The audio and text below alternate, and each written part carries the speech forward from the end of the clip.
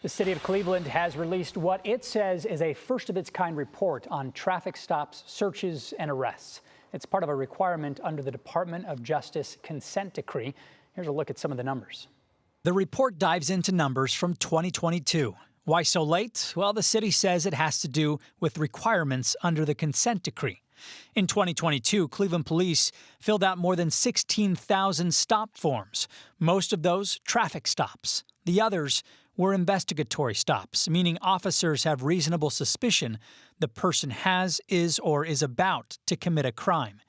The number one reason for investigatory stops was the individual matched a description, followed by drugs and alcohol, and dozens of other reasons. The report breaks down the numbers by race and gender, but city officials argue those numbers need context.